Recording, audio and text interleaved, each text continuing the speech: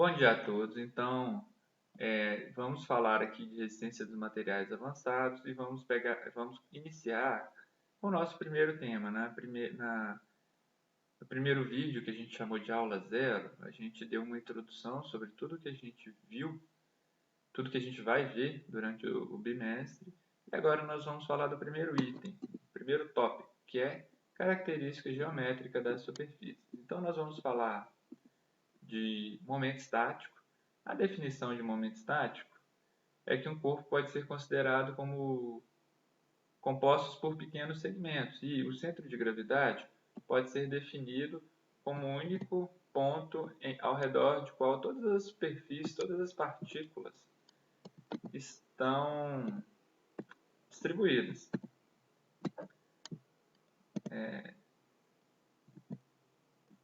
Que são essas duas frases aqui, né? E o peso resultante desse corpo corresponde ao somatório das forças que atuam em cada um desses segmentos. Então, a gente está pegando fragmentos de um corpo para definir o momento estático. E o centro de gravidade é o local que representa aonde todas as forças estão concentradas. Então, se a gente pensar numa superfície qualquer, no caso essa superfície aqui, que ela não é constante, a gente tem que o momento estático em x é a integral de y ds e o momento estático em y é a integral de x ds. Bom, a ideia aqui não é calcular a integral, mas é pegar uma superfície conhecida e poder calcular o momento estático. Se for uma superfície irregular, a gente vai ter que utilizar da resolução de uma integral. E quando o Q de x é o momento estático em relação ao eixo x e o Q de y é o momento estático em relação ao eixo y. E quando a gente tem uma barra retangular, nesse caso aqui, a gente tem que o Q de x é igual a zero e o Q de y é igual a zero. Por quê? Porque se a gente pegar os quatro quadrantes desse gráfico, metade está desse lado, no caso de y, e a outra metade da área está desse lado. Então, uma área anula a outra. De forma análoga, a gente pode fazer em relação ao eixo y. Metade está na parte de cima e metade está na parte de baixo.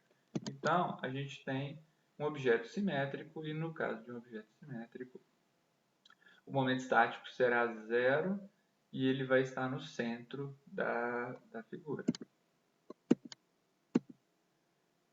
E aí, se a gente fizer o pensamento reverso, ou seja, eu sei o momento estático, porque eu sei a geometria da minha figura, então eu quero calcular o centro de gravidade da minha peça, o xc ou x barra, como em algumas literaturas. E para isso eu preciso de ter o momento estático e preciso de ter a área. Bom, mas se é uma superfície conhecida, eu tenho a área e tenho o momento estático e consigo calcular o x de c e o yc. Ou seja, eu consigo calcular o ponto x e o ponto y, que vai representar aqui o meu centro de gravidade dessa peça imaginária. Bom, no caso de um retângulo, a gente sabe que o centro de gravidade dele, o centro dele vai estar na metade da base em x e em y na metade da altura. E a área é base vezes altura. No caso do triângulo, nós temos que em x o centro de gravidade está em base sobre 3, em y em altura sobre 3 e a área é base vezes altura sobre 2. Isso vai nos dar informação para que a gente possa calcular os centros de gravidade de algumas figuras. Aqui a gente tem semicírculo, um círculo e um quarto de círculo, né? Então, nesse caso aqui, no primeiro caso, a gente tem que o centro de gravidade em x é 4 vezes o raio dividido por 3π, e a área πr ao quadrado sobre 4. No semicírculo, a gente tem, em x ele é simétrico, então o centro de gravidade vai estar no zero. Em y é 4r sobre 3π e a área é πr ao quadrado sobre 2. E no caso de um círculo completo, a gente tem que o centro de gravidade vai estar em x0 e y0, ou seja, vai estar no raio desse círculo. E a área é πr ao quadrado. Bom, mas normalmente a gente tem estruturas ou superfícies que são compostas por outras superfícies. Por exemplo, uma viga.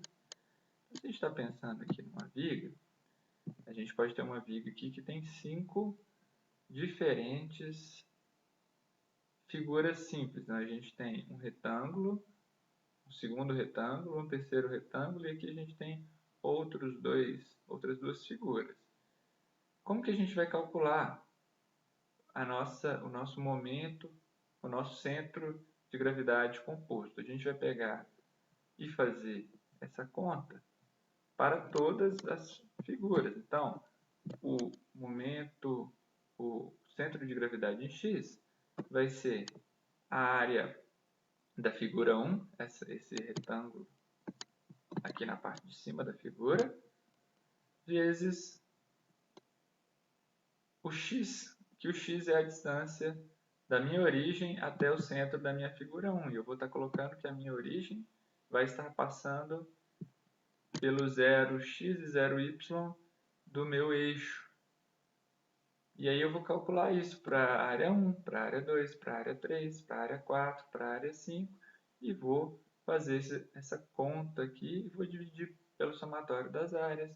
Então eu vou ter o centro de gravidade em x, vou fazer o mesmo cálculo e vou ter o centro de gravidade em y. Bom, para facilitar essa conta, para que não fique algo muito complexo ou muito bagunçado, eu resolver em steps, em passo a passo.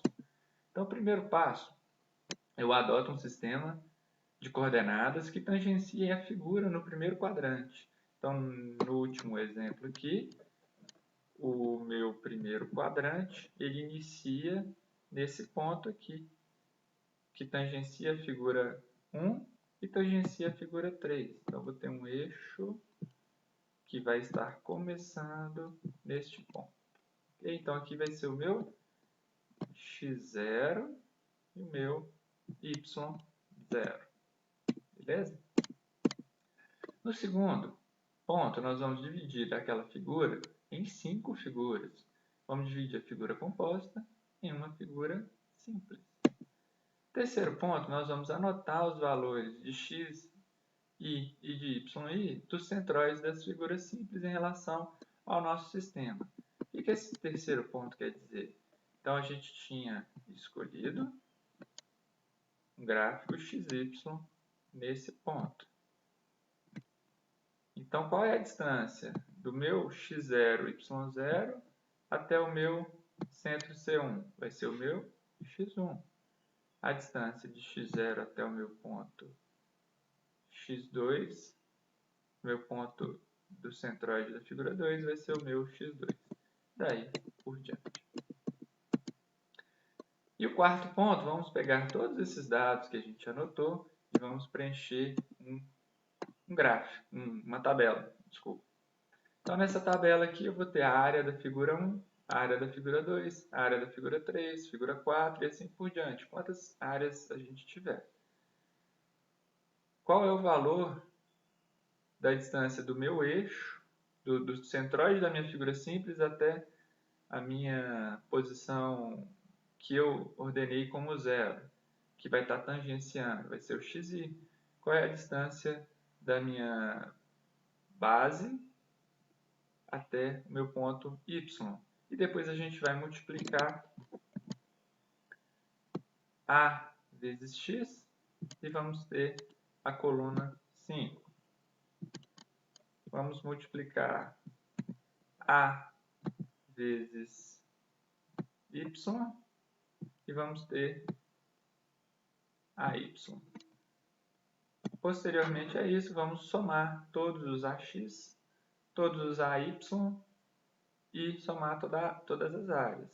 E, por fim, calcular o centroide composto. O centroide composto em x vai ser o somatório de AX, que é o nosso momento estático, dividido pelo somatório da área.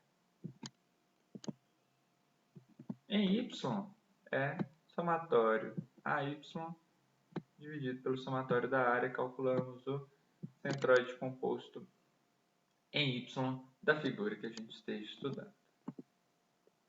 Ok? E aqui é a fórmula novamente que foi apresentada no último slide.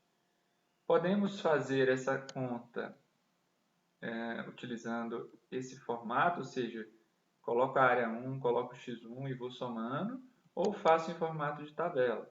O formato da tabela ele faz com que as informações estejam concentradas e fique mais fácil de fazer todo o cálculo. Mas quem quiser fazer diretamente como uma fórmula, pode fazer a fórmula.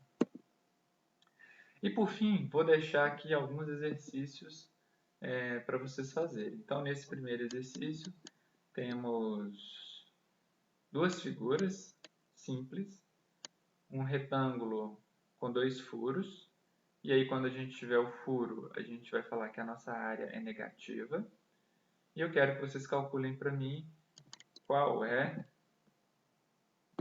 o centroide em x e qual é o centroide em y da figura composta para a letra A e para a letra B. E daqui a alguns dias eu vou enviar um vídeo com a resposta e com a resolução explicando passo a passo como resolver esses exercícios. Na segunda questão, a gente tem uma viga que tem... Opa, desculpem. Então, a gente tem uma viga que tem essa dimensão. E, novamente, eu quero que vocês calculem para mim x barra e y barra, ou xc, yc, que é o centroide composto em x e y.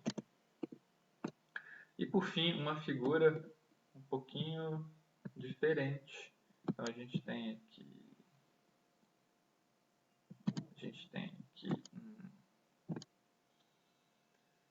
uma espécie de uma cunha, uma espécie de uma figura onde a gente pode dividir ela de algumas formas diferentes. Eu sugiro a vocês dividir em um triângulo.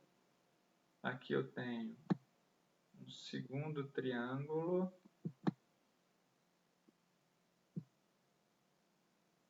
Não é isso?